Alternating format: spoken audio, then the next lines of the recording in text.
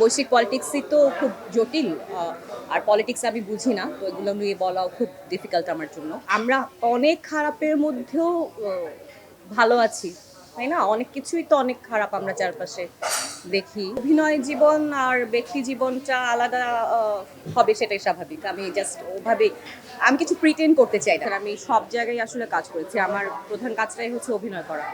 সেখানে প্ল্যাটফর্মটা অবশ্যই গুরুত্বপূর্ণ, কিন্তু যেহেতু আমি সব জায়গাতেই একসাথে কাজ করি সমান সময়ে, তো আমার জন্য সব সময় ধারাবাহিকে অনেকটা সময় দেওয়াও সম্ভব হয়নি, সেটাও একটা কারণ। আমার কাজটা তো আসলে আমার অভিনয় নিয়ে দর্শকের কাছে পৌঁছানো, রাইট? তো সেটা যদি দর্শক টেলিভিশনে পছন্দ করেন, সেটা আমি টেলিভিশনের স্টোরি টেলিং একরকম, এক ধরনের গল্প হয়, দর্শকও একরকম। সিনেমায় যখন আমি কাজ করছি তখন সেখানকার গল্প, সেখানকার এনভায়রনমেন্ট, দর্শক আলাদা। তো আমি প্ল্যাটফর্ম ভেদে আমি পারফরমেন্স করতেই পছন্দ করি এবং দর্শকের কাছে পৌঁছাতে চাই। সো আই থিঙ্ক ভালো গল্প, সেজন্য ভালো টিম, ভালো ডিরেক্টর ইম্পর্টেন্ট আমার জন্য। সেটা হচ্ছে যে মাস্টার অলরেডি আমরা ইন্টারন্যাশনাল রটারডাম ফিল্ম ফেস্টিভ্যালে বিগ স্ক্রিন অ্যাওয়ার্ড উইন করেছি।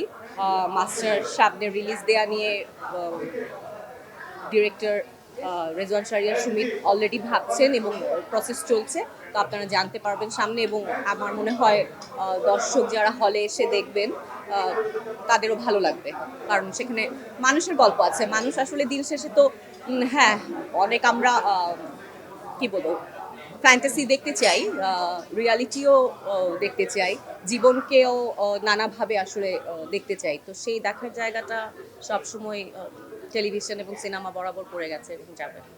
দ্যাট অথেন্টিসিটি, সোলফুলনেস, এবং এই যে এত একটা একটা মোহগঞ্জ নামে একটা উপজেলার গল্প, এটা বৈশ্বিক হয়ে ওঠা, বৈশ্বিক রাজনীতির আসপেক্টে। তো আমার কাছে মনে হচ্ছে এগুলো দর্শক ওখানে এনজয় করেছেন।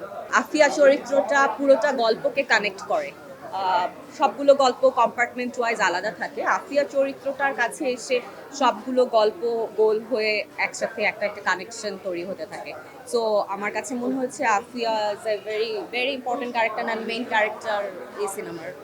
এবং তানিম নূরের সাথে কাজ করার আগের এক্সপিরিয়েন্স থেকে আমার এই টিমের সাথে আমি কাজ করতে চেয়েছি এবং আমার ভালো লেগেছে কাজ করতে। কনফিডেন্স ব্রেক করার মতো কোনো ব্যাপার না। ডলিমা যেটা বলেছে সেটা ভালোবাসা থেকেই বলেছে।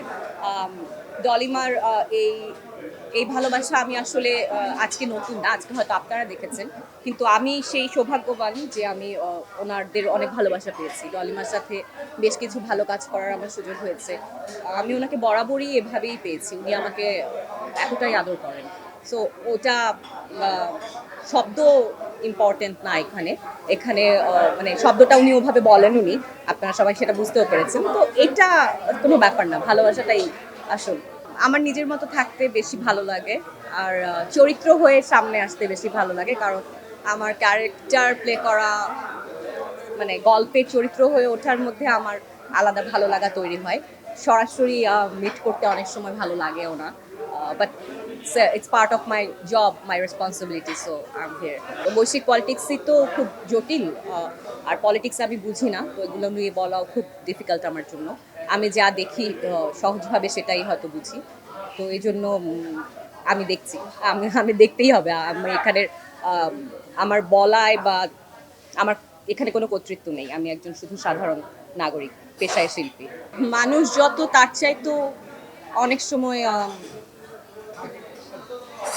মানে মাধ্যম বেশি, সব মাধ্যমই বেশি, সেটা ব্যাংক হোক, সেটা অন্য মাধ্যম হোক, বেশি। তো প্রয়োজনের তুলনায় বেশি হয়ে গেলে একটা সাধারণ অর্থনীতির জায়গা থেকে তখন মানটা নিয়ন্ত্রণ করা কঠিন হয়ে যায়। ওটা হচ্ছে বাস্তবতা। আর আমার আশার জায়গা সবসময় থাকবে যে মানুষ প্রতি মুহূর্তেই সম্ভাবনাময়।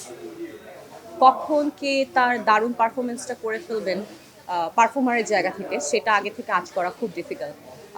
যে কোনো একটা ভালো দুর্দান্ত গল্প, একটা ভালো কাজ, দর্শক কীভাবে সেটা গ্রহণ করবেন, তো সেটা আসলে এগুলো ভাবা যায় অনেক কিছু, কিন্তু কি হবে সামনে তার দেখার জন্য আমাদেরকে অপেক্ষাই করতে হয়। হ্যাঁ, কেউ যদি আসতে চায় অবশ্যই আসবে, ওয়েলকাম, তাই না? এখানে কাজের অনেক ক্ষেত্র আছে, শুধু অভিনয় তো না। মেয়েরা ছেলেরা সবাই সেটে, কস্টিউমে, মেকআপে দারুণ সব কাজ করছে। মানে আমরা অনেক খারাপের মধ্যেও ভালো আছি, তাই না? অনেক কিছুই তো অনেক খারাপ আমরা চারপাশে দেখি। তো সেই জায়গা থেকে আমার কাছে মনে হয় হতাশ হওয়ারও এত কিছু নাই। জিনিসটা নিজেদের কাজের জায়গাটা নিজেরাই ঠিক করে কাজটা করা। প্রফেশনাল মানে শুধু কমার্শিয়াল না আরকি। প্রফেশনাল মানে সিনসিয়ার, প্রফেশনাল মানে রেসপন্সিবল। আমার কাছে মিরাকল লাগে, ফ্যান্টাসির মতো লাগে। মনে হয় যে এটা একটা ঘটনা এবং আমার জীবনের একটা বড় ঘটনা, ইম্পর্টেন্ট ঘটনা, যেখান থেকে আমাকে আপনারা অন্যভাবে ভাবতে শুরু করেছেন এবং আমার জীবনের একটা নতুন জীবন শুরু হয়েছে। সো আমার সবসময় এই জিনিসটা খুব আমাকে আপ্লুত করে, আমার ভালো লাগে। না, ব্যাপারটা সফট বা হার্শের কিছু না। আমি তো মানুষ হিসেবে একরকম, আর নানা রকম চরিত্রে অভিনয় করেছি। তো অভিনয় জীবন আর ব্যক্তি জীবনটা আলাদা হবে, সেটাই স্বাভাবিক। আমি জাস্ট ওভাবেই, আমি কিছু প্রিটেন্ড করতে চাই না, দ্যাটস দ্য থিং। কাজ করতে গেলে তো একটা সেটে গেলে কাজ করতে বা প্রিপারেশন টাইমে আজ করা যায় যে কাজটা ভালো হতে যাচ্ছে। তো তেমন একটা ভালো লাগা নিয়েই আসলে কাজটা করেছি। কাজ করার সময় না আসলে অভিনয় করার সময় এগুলো মনে রাখলে অভিনয় করা সম্ভব না। ইটস এ ডিফারেন্ট লাইফ, তাই না? অন্য একটা চরিত্রের জীবনকে যতটুকু কাছাকাছি বিশ্বাসযোগ্য করে যাপন করা যায় সেটা সবার চেষ্টা থাকে। তো এত কিছু ভাবার আসলে সুযোগ তখন থাকে না, যেটা ব্লকবাস্টার হবে বলেই আমি করছি না।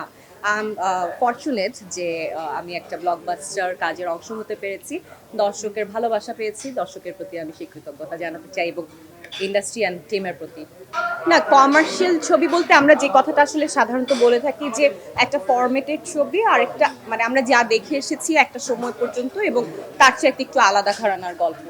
তো গল্প কিন্তু মানে দর্শকের জন্য, তাই না? দর্শক কি বলবো, যে গল্পটা দর্শক পছন্দ করবেন আমি তেমন গল্পে কাজ করতে আনন্দিত হব, তাই না? একজন পারফর্মার হিসেবে সেই জায়গা থেকেই আমার সবসময় চেষ্টা ছিল যে আমি দর্শক হয়ে কাজটাকে নিজে কতখানি উপভোগ করব সেটা একটু বোঝার চেষ্টা করা, সেই কাজটা আগ্রহ তৈরি হলে আমি সে কাজটা করি।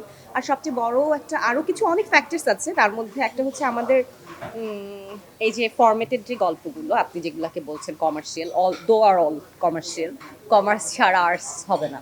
সো এটাকে আসলে এই ভাগ না করে সবসময় একসাথে চলার জন্য পথ চলে আর কি। তো সেই জায়গা থেকে